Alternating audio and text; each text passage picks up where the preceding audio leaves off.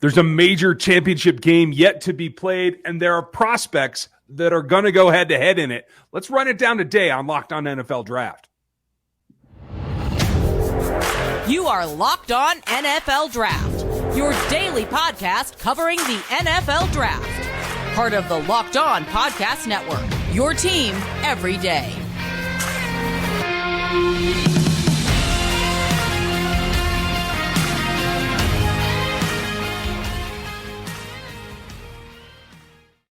Welcome to another episode of the Locked On NFL Draft Show. I am your host, former NFL and AFL defensive back, Eric Crocker. And of course, as always, I'm joined by my guy, my co-host, Ryan Tracy from Rogue Analytics and Locked On Chiefs. I'm at Eric Crocker, of course.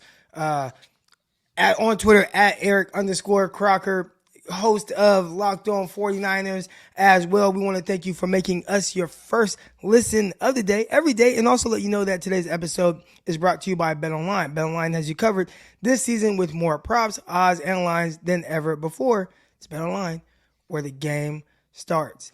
And got a big game that's about to start, and some big-time matchups in that game. And I think you probably got to start at the quarterback position with two very intriguing prospects because kind of similar paths. I guess not really all that similar because you look at Stetson Bennett, and he was a guy who walked on at Georgia, had to leave, go to a junior college, earned a scholarship, came back, still needed several guys to go down with injuries before getting the opportunity. Then he really kind of took the job from JT Daniels, and we see what's happened then. He's been a championship quarterback at Georgia.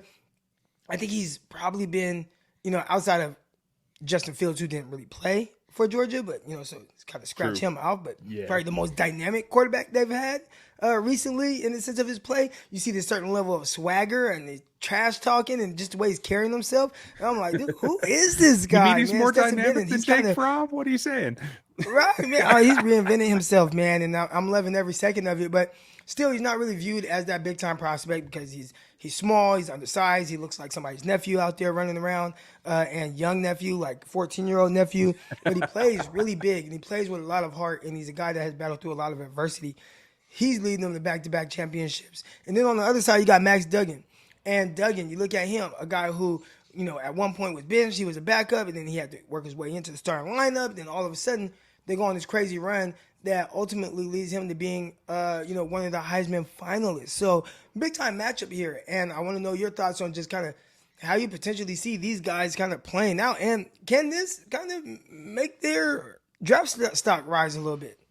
I think being in the national championship game, knowing that even though college will run the ball more, it'll take more of that offense, you have to give them props. It has to raise their draft stock overall.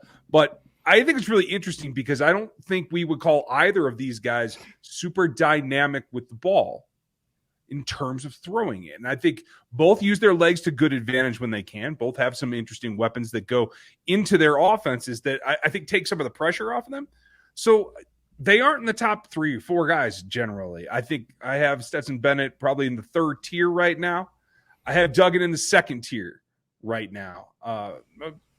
Evals aren't finalized, but we're not talking about putting these guys up with the Bryce Youngs and the CJ Strouds, right? So they maybe have more to gain in this game by showing discipline with the ball. Can you do something a little bit better in terms of accuracy? I'd like to see outside shoulder throws from somebody. Show me something I haven't seen on film yet. Maybe they can raise their stock. I think one thing that's very interesting is how, both of these guys really can kind of make plays with their legs. And it's a talent that I don't want to say is overlooked, but sometimes when you see a certain quarterback and it's like, he's not the most talented guy, right? I brought up Justin Fields for Georgia. And I don't think you're going to mistake Justin Fields' athleticism for what Stetson Bennett gives you. But he does have this innate ability to really kind of make plays on the move and put a little bit of pressure on defenses when he gets outside the pocket and throw the ball. And we're going to talk about a matchup later on with a receiver who had some explosive plays last game in the matchup there on the outside. But can Stetson Bennett take advantage of, opportunities down the field? Feels like that's something that he's been good at, as well as making plays with his legs. But is it as simple as, all right, just lean on your run game. You got this guy in the back of you, scoring to the Senior Bowl named McIntosh. let him run wild, let him run crazy, and then you kind of do the bare minimum? Or are they going to really need Stetson Bennett to, hey, you got to make some big-time throws in this game and kind of keep the opposing defense? Because I don't expect Georgia's defense to do what happened last week, but I mean, defense gave up a ton of points. And obviously, you got C.J. Stroud on the other side there. We don't really foresee something like that happening to where this has to be a shootout between these two quarterbacks, do we? I don't think so. I think they both have enough defense there to rely on, and I think maybe those are some of the more intriguing matchups, to tell you the truth. So run your offense, make plays when you have the opportunity. I think the really interesting thing about both of them, though, is their propensity that we've seen this season to lead comebacks. When they have to, they're able to pull the trigger on that. And so is it going to be maybe it's only like 25 or 27-point shootout, quote unquote, but who has to come back at the end? And can he continue to raise his team's level like we've seen both of them do through this season? Yeah, I don't think any one of these teams want to really make this a shootout. But if it does have to be a shootout, I think there's a certain receiver on TCU's side of the ball that can definitely benefit that. We're going to talk about a matchup between Quentin Johnston and Kelly Ringo, what to expect from that. But first, we want to talk to you a little bit about our good friends over at PrizePicks. And guys, listen, PrizePicks, it is one of a kind, one of my favorite things to do. And you can do it too by doing a daily fantasy, guys, a daily fantasy. And tonight, listen, what I'm going to do is I'm going to look at my phone and look at what Patrick Mahomes has as his stat line. All right. Is he going to throw for more than 320 yards? Derrick Henry, when he comes back, is he going to run for less than 85 yards? What about a guy by the name of, any receiver out there, Jamar Chase, is going to have a touchdown, right? And they usually set it at point or 0.5, and you pick higher or less. It's going to go more or less on the touchdowns. You can put together 5 of those and make 10 times your money back. All right, so I'm going to tell you how it works. Pick 2 to 5 players, and if they will go out there and score more or less than their PrizePicks projections, you can win up to 10 times your money on any entry. All right, there's no competing against other people. It's just you versus the projections available. And there's no science to this. You kind of figure out some of the trends that are happening and then go with that. And it's not just football that you could do it for, or NFL or college. It's NBA, it's MLB, it's NHL, it's PGA, it's golf. I mean, come on, man. They got men's college basketball, women's college basketball, soccer, WNBA, esports, NASCAR, tennis, MMA, boxing, all those things and more. So, again, these entries, it's not going to take you all day. Entries can be done in 60 seconds or less. It's so easy, it's safe, and they really have fast withdrawals as well if you want your money right now. And they're currently operating in over 30 states and also north of the border, Canada. All right, download the PrizePicks app or go to prizepicks.com to sign up and play daily fantasy sports. First-time users can receive a 100% instant deposit match of up to $100 while using the promo code LOCKEDON. If you deposit $100, PrizePicks, they'll give you $100. If you deposit $50, guess what? PrizePicks, they're going to give you $50, all right? They're going to match that. So don't forget to enter your promo code LOCKEDON as sign up for an instant deposit match of up to $100.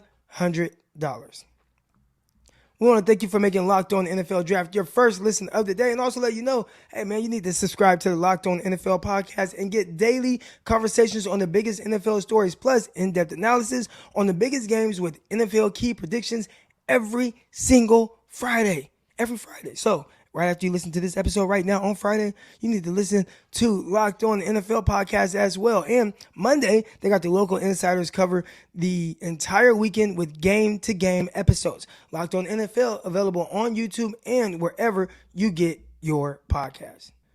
Quentin Johnston. He's a guy that's kind of really streaking up some of these draft boards. And, I mean, we're talking about him now. Kevin White, right? We just made that connection between the both of them. We were both on the same page there. But you see the height. You see the ability. You see the size. You see the run after catch. You see the speed. And it's like, man, there are a lot of Kevin White type abilities there that he possesses. But now he gets to put that on full display against a guy who some people are saying is potentially CB1. I don't think he's CB1 in this class. There are a few other guys I like more than Kelly Ringo. We'll get to our rankings a little bit later. But nonetheless, in the championship game, I think that's as big as one of the battles as you're going to get this prolific receiver against a really highly touted cornerback in Kelly Ringo. So is as simple as Quentin Johnston just can't be stopped right now. He's going to go crazy and go for 150 yards. I don't think so, no. I think it has to do with the scheme. I think the two things that we saw from the semis that really stood out was that it was the play design that really busted him loose, where he was then able to use his acceleration and long speed, right? So if you're going to give up another 8-yard drag that then turns into a 70-yard touchdown, that's on the defense as a whole. I don't think you can ask Kelee Ringo to follow him all over the field like that. Because, and you tell me what you think, because you know a whole lot more about corner play than I do. But when I watch Kelee Ringo, I see a physical guy that can turn and run when he has to. He's got okay ball skills, but I wouldn't call him a hawk. But for me, it's the change of direction that I think is his weakness. And I think that Quentin Johnston's kind of similar. I wouldn't say that he's poor in change of direction, but his long speed, straightaway speed is really his asset. So I think they play together pretty tight in terms of their physical capabilities. Do you see something else? Yeah, no, he's a long-legged guy. Definitely has more of that straight line ability. When you do see him out in the open field, you see a lot of weaving, right? As opposed to a guy that can stop on the dime, change direction, make guys miss. He tried to add a little sauce to it last game, caught a ball downfield, tried to spin off of someone, and kind of lost his balance, right? Got tripped up, right? That is not his game. I was just on Twitter watching highlights of Reggie Bush, right? And just you should see how electric Reggie Bush is. You're not going to mistake Quentin Johnston for Reggie Bush. But what he does do well is catch the ball downfield, and he really can outrun guys. I think at the catch point, he's terrific as well. And I think those things right there, I think it kind of plays in the hands of Ringo and how he wants to play.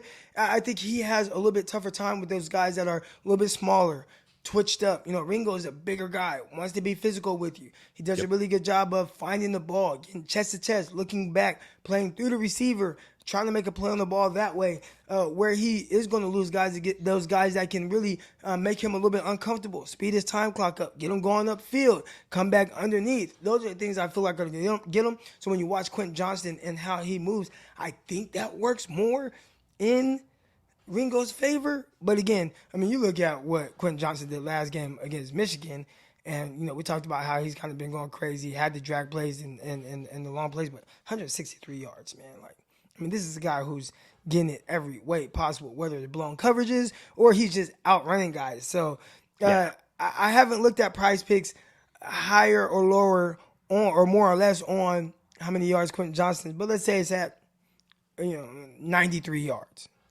Do you think he gets that? I think it might be tough. We've seen him have weeks where he just kind of disappears in terms of yardage. And here's the thing. If Kelee Ringo can win the first 10 yards, then I don't think he does. Because I think when you look back against last week and what he's done several times this year, Quentin Johnston makes a lot of yardage in yak. But if you're tight, if you're playing in physical and you're there at the catch point, like Ringo probably can be against this particular matchup, maybe he doesn't get loose for all that yak, and maybe that yardage doesn't come. I think that's the thing that people are going to really look out for, especially in this battle here. And that's, can he get it? Now, if he can't, and there are other receivers on this TCU squad, Tay Barber's been terrific. He's been the guy who is kind of the forgotten man in this offense, but he can make big plays. He's a guy that can do some things out in the open field if need be. He did have a touchdown last game, didn't have the most yards. You got Jordan Hudson. He's another guy for them that can make some plays. But a lot of the production at the receiver position has really been on Quentin Johnston, and they're going to rely on him. Now, we are going to talk about another matchup, and it's going to be on the other side of the ball. We got Tre'Varius Hodges-Tomlinson against Arian Smith for Georgia. And Arian Smith, we're going to talk about him and maybe a lack of production throughout the year, but has some big-time ability that he flashed in the college football playoffs. We're going to talk about that and more coming up next. But first, we are going to talk to y'all about the good folks over at BetOnline. And BetOnline is your number one source for all of your sports betting information, stats, news, and analysis. You get the latest odds and trends on every professional and amateur league out there, from pro football to college bowl season, to basketball season, and even, when the World Cup was around, they had that as well. They got everything at betonline.net. And if you love sports podcasts, which I'm sure you do, that's why you're listening to us right now, all right, You can even find those at BetOnline as well. They are always trying to, find the fastest and easiest way to get your betting information to you. So head over to the website today to use your mobile device to learn more at BetOnline, where the game starts. All right, man. You got Tre'Varius Hodges-Tomlinson, and he's kind of the bigger name here. All right. Arian Smith, not as big of a name, but he did have some explosive plays last game. And what he showed me was, hey, man, I am a guy, I can fly. I got pure speed. I can run by a guy. We have not seen that really at all throughout his career. And Georgia's not known for a team that really throws the ball a ton. I think this year they probably throw more than anyone expected. Matter of fact, they lost Burton, right? They lost Jermaine Burton to Alabama. And I thought it was a good thing that he left to Alabama. I'm like, oh, yeah, I would have left to Alabama too. Georgia, they don't really want to throw the ball. Then all of a sudden, Stetson Bennett turns into, I don't know, the second coming of Matthew Stafford at Georgia. He's throwing the ball all over the place. Then even last game, he had over 300 yards passing, right? But Smith, he's the guy who flashed, hey, I have speed, I can utilize it. So that got me thinking, what is that going to look like against Tre'Varius Hodges-Tomlinson? And he's a guy who we started to look into and say, hey, is he going to be at the Senior Bowl? We don't see the Senior Bowl invite. Maybe he's a late invite and he gets picked up there. But I am very intrigued to see kind of that battle on a smaller corner, LaDainian Tomlinson's nephew, right? 5'9", 180 pounds. Not the biggest of guys, but what do the feet look like? What does change of direction look like? And can he turn and run with Arian Smith without falling, which is what happened in the last game for Georgia? Yeah, that's a good point, especially the turn and run. I think Smith is going to stress him more that way. I think Mitchell had a decent game last game as well. Maybe they can use that. I think the other side of the coin also, when you look at size on size, is McConkey. McConkey's a guy that can get in and out of breaks super fast. You would think that he plays to that size, and that matchup is going to be interesting too. So how do they choose to use him? Is Tomlinson a guy that you can move around, or does he have an area that he's going to sit in? Is he going to be that interior nickel? Does he follow somebody? How does the usage come? And what's that matchup that TCU is looking for to use him in? That's what I want to see. Well, how many guys can they put Tomlinson on? Because you look at last game for Michigan, I mean, Ronnie Bell, Roman Wilson, both of those guys over 100 yards. Ronnie Bell, 135 yards. So those guys were able to be very productive. So maybe they can put them over multiple guys, but last game it didn't show that, hey, we're going to move you around and you're just going to shut down this one guy. There were two guys that were extremely productive in that game. But, obviously those are games that we're going to go back, we're going to dive into and see, how much of it was on him. Right? Mm-hmm. I mean, some of these guys that catch passes from the slot, on the outside, away from him, and be productive that way. But, I mean, Ronnie Bell, he's going to get the ball. So, if you are going to move him around, wouldn't you think, like, oh, yeah, we're going to put him on there? So, how do we think this matchup is going to go? Do you think they're going to say, you know what, Smith, he's a guy who had three receptions on the year heading into the college football playoffs and just ends up with 3 in that game and over 100 yards. Oh, let's have him follow him. Or is it like, nah, we're just going to play him on the right side or the left side, keep him there, play our defense, and whatever happens, happens? I think you got to give him the space that he's most comfortable with. And if that means he aligns on the same side in the same spot all the time, let him do it. Let's see what he can do when he's the most comfortable. I think that's going to give him a variation of matchups. And maybe for us as evaluators, that's a good thing. But he's not the only TCU defender that I think has room that he can make up right here. D. Winters exploded last week, a guy that I didn't even have in my top 25 at the linebacker level. And now he showed something. He showed instincts. He showed the ability to accelerate, situational awareness. Can he do that the national championship game against a different offense, one that is, I think, more multifaceted? He's certainly got one of the tougher matchups. If he's going to be in space and Kenny McIntosh is running against him, that's a tougher matchup. But if D. Winters is able to play half as well as he played last week, does that bump him up the rankings in your eyes? I think it's going to be tough, man. I mean, we talk a lot about these games, and I think because we see it, but I can go back to, I remember watching Deshaun Watson in the national championship against Alabama. And when he put on that performance and took down Alabama Crimson Tide, the way that he did, game-winning touchdown, and I mean just what it looked like, right? There's just this leader and masterful and all that, right? It just, you get caught up in the moment. It's like, wow, this guy isn't getting past the third pick in the draft, right? 49ers, you need to take him at number 2. 49ers at number 2 pick. Well, he ended up going 12. So I do think sometimes we look at these games and think that it's going to weigh more than it actually does. I think the biggest part of it is just how much more do you start to dig into the evaluation of the prospect for us to give the information to the people that listen to the podcast on some of these players, right? They go out, they have a big game. We're probably going to say, you know what, we need to start looking at this guy for when we do give our draft analysis and deep dives on these prospects. So I think it's more about that, even with this linebacker here, and what it looks like with him against a guy like Kenny McIntosh. Yeah, I think that's going to be really intriguing. I'm going to be watching that one pretty tight, man, because the first glance, it feels like you have possibly a guy that can step out as a diamond in the rough that maybe we all discounted a little bit too much.